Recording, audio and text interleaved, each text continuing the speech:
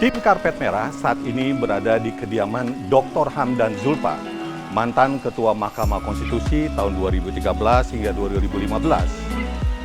Saya ingin berbincang dengan Pak Hamdan tentang berbagai hal yang menyangkut pemilu 2024, terutama nasib Indonesia pada pemilu 2024. Yuk ikuti keseruannya.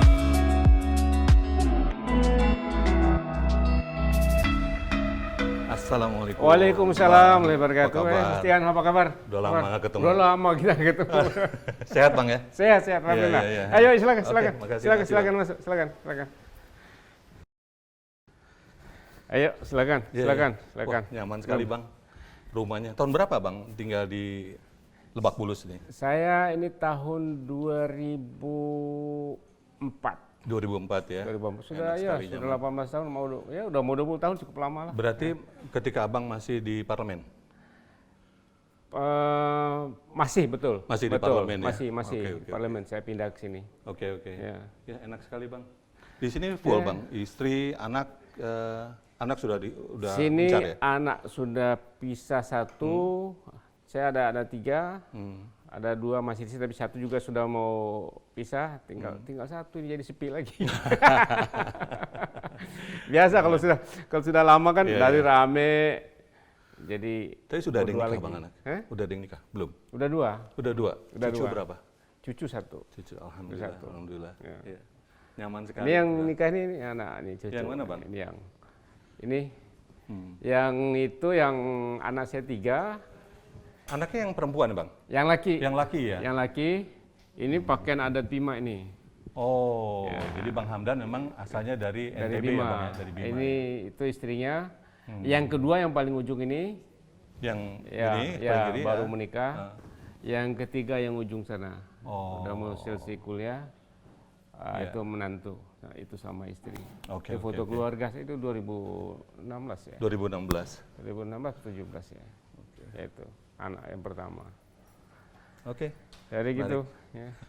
Apa kesibukan Abang sekarang nih? Sekarang ini banyak sebenarnya, ada dua, saya bagi dua, kegiatan sosial dan kegiatan kantor.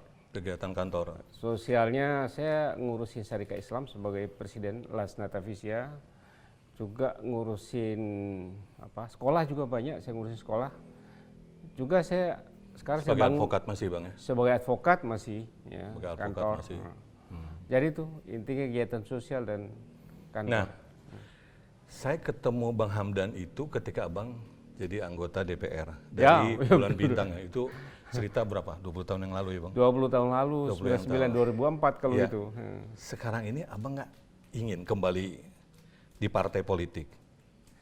Saya itu sejak Hakim Mahkamah Konstitusi, kemudian terakhir menjadi Ketua Mahkamah Konstitusi, memang sudah mundurkan diri dari anggota dan pengurus partai. Karena itu sejak saat itu saya merasa bahwa udah ini Hakim Konstitusi itu adalah seorang negarawan, Ketua Mahkamah Konstitusi itu adalah seorang negarawan yang haruslah melihat lebih luas mengayomi semuanya. Jadi Betul. sekarang saya lebih bebas bicara, tidak terikat pada partai Tapi politik. kan pada saat itu karena Abang dalam posisi menjadi hakim konstitusi kan. Ya. Nah setelah itu artinya kan punya kebebasan dan punya hak politik. Seorang aktivis Hamdan Zulfa masa tidak tergoda untuk ikut mewarnai politik ini dan berkecimpung di partai politik? Iya, jadi saya merasa bahwa sebagai seorang mantan hakim Mahkamah Konstitusi dan Ketua MK, ada merasa bahwa ya sudah kita berpikir tentang bangsa dan negara, tidak lagi tersekat oleh partai politik. Walaupun saya menyadari bahwa partai politik tetap juga urusan bangsa dan negara. Betul. Tapi ada aktivitas lain juga yang bisa memberikan sumbangsi kepada bangsa dan negara. Banyak. Ya. Atau jangan-jangan Bang Hamdan sudah mulai kurang percaya dengan parpol? Terlalu transaksional atau apa gitu? Memang ada perkembangan itu, tapi apapun kehidupan kita di Indonesia ini tidak bisa kita pisah dari partai Dari politik. partai politik. Partai politik kita sudah berikan kepercayaan sangat luar biasa. Karena itu baik dan buruk ke Indonesia sekarang ada di tangan partai politik. Masalah sekarang memang partai politik terlalu pragmatis dan terlalu transaksional. Itu masalah. Ya, dengan siapa berkoalisi, siapa yang dicalonkan kadang-kadang bukan ideologis ya Bang. Ya capek kita dengarnya, urusan kekuasaan melulu. Ujian kekuasaan. Nah, catat nih penting nih. Oke Bang, mau konfirmasi, betulkah Abang pernah dicalonkan untuk menjadi ketua umum sebuah partai politik Islam? Ya ada dua sebenarnya. Pernah diminta untuk kembali memimpin Partai Bulan Bintang sebagai ketua umum partai. Itu di Tahun berapa, Muktamar, Bang? tahun 2015. Ya, tapi saya bilang ya udah cari yang lebih mudah lah. Ya. Begitu selesai ketua MK itu ya? Iya Langsung ditawari lagi. langsung ditawarin jadi ketua umum partai. Mantan ketua MK menjadi ketua partai kan keren tuh. Ya. Wah, namanya udah makin. Tapi Abang memutuskan untuk menolak. Saya memutuskan untuk kasih kesempatan kepada yang lain. Saya Oke. sudah pernah mengurus partai Bulan Bintang selama 10 tahun.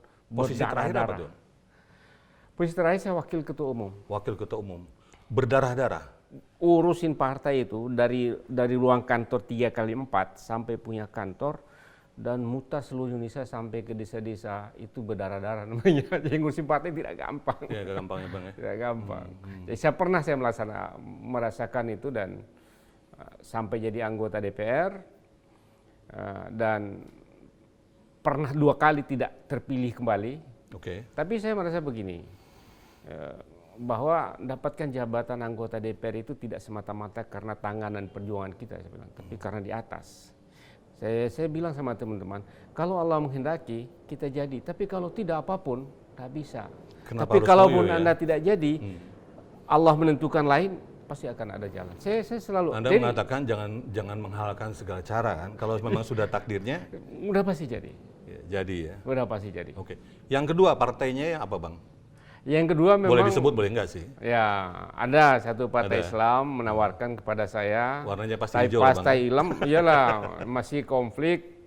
Ya udahlah saya bilang, kalau konflik ini saya kalau tambah merunyamkan masalah, ya sudah jangan. Walaupun sebetulnya partai tidak pernah sepi dari konflik. Udah pasti. Udah Itu kan pasti. selalu. Tapi Abang rasa bahwa energi lumayan terbuang gitu ya. Lumayan terbuat, tapi jangan saya menambah masalah di partai itu. Oke. Nah, itu. Oke Bang, Bang Hamdan identik dengan tokoh Islam gitu. Yang ingin saya tanyakan, kalau kita belajar dari sejarah, di era Bung Karno, posisi partai Islam itu cukup istimewa Bang. Ya, kan? betul. Tapi kemudian masuk ke Orde Baru, hingga saat ini posisinya justru makin termarginalkan gitu loh. Ya. Bahkan ya boleh katakan ada yang tidak lulus electoral threshold gitu kan. Ya. Ini kenapa Bang fenomena seperti ini? Padahal mayoritas kan masyarakat Indonesia, penduduk Indonesia adalah kaum muslim. Ya, Apakah kurang relevan atau bagaimana? Gini, ada perkembangan yang perubahan zaman itu akan mengubah perilaku politik. Jadi, memang pada awal-awal kemerdekaan itu saling memimpin itu ada 2, PNI dan Masyumi. Selalu kalau nggak PNI, Perdana Menterinya Masyumi menjadi Perdana Menteri, jadi tukaran. Sampai tahun 1959 kejadian seperti itu. Kemudian tahun 55 jadi pemilu, kalau dihimpun kekuatan partai politik Islam secara total, komposisi di Konstituante dan DPR itu 43 untuk partai-partai Islam dan 57 untuk partai yang nasionalis. Memang kekuatan kita berimbang. Tapi ketika masuk pemerintahan Soeharto, ya, ada deideologisasi di partai politik dengan fusi. Jadi Soeharto berupaya dengan segala kebijakannya, pokoknya jangan lagi partai itu bersifat ideologis. Karena itu dibentuklah 3 poros ideologi yang tidak menghapuskan sama sekali memang yang Islam, tapi tidak juga dinamakan Islam, namanya Partai Persatuan Pembangunan, ada yang PDI. Nah, itu. Kemudian ada yang karya. Nah, inilah didorong oleh Soeharto yang sangat luar biasa. Yeah. Jadi namanya golongan karya, bukan partai politik. Nah, saat itu banyak tokoh-tokoh Islam yang masuk ke golongan karya. Betul. Nah, dan itu semakin terkonsolidasi selama hampir 30 tahun kekuasaan pemerintahan Soeharto. Jadi sebaran tokoh-tokoh yang dulu ex-Masyumi dan partai-partai Islam tersebar di golongan karya. Nah, setelah reformasi, saya ikut pemilu tahun 99. Hitungan saya, partai-partai ex-Masyumi dan NU yang 43% itu agak sedikit berkurang jadi 39%. Oke. 39% gitu, kekuatan itu. Nah, kemana? Itu ke Golkar. Ya, ke Golkar dan partai-partai lain yang karena akibat deideologisasi oleh Soeharto. Oke. Jadi, kan itu perkembangan selanjutnya memang begitu. Jadi, ada Partai Bulan Bintang, P3, PKS, dan ada PAN, ada PKB. Sekarang kekuatannya secara terkonsolidasi masih lebih 20%. Jadi Betul. sama aja sebenarnya. Tapi yang mereka masih, kan tidak berkumpul dalam koalisi Islam. betul. Artinya tercerai-berai. Ya, Ke depan 2024, prediksi Abang, partai yang mengusung ideologi Islam atau berbasiskan pemilih Islam akan seperti apa? tidak lagi terkonsolidasi, Jadi ini politik kita semakin cair. Ya. Ke depan semakin cair. Tidak lagi yang ini yang Islam, ini yang nasionalis semakin cair. Karena misalnya PDI yang basisnya PNI justru akan saling membutuhkan dengan kekuatan Islam, begitu juga sebaliknya. Yeah. Jadi bagi saya ini perkembangan bagus bagi kebangsaan kita ke depan. Jadi ideologi yang tajam itu sudah kita tinggalkan. Jadi basisnya sekarang adalah basis pembangunan bangsa, tapi saling berebut pengaruh itu ya. Misalnya nilai-nilai Islam masuk kepada partai-partai, PDIP pun sekarang sudah mulai mengakomodir begitu. Jadi sekarang mulai cair. Oke, cair. Ya.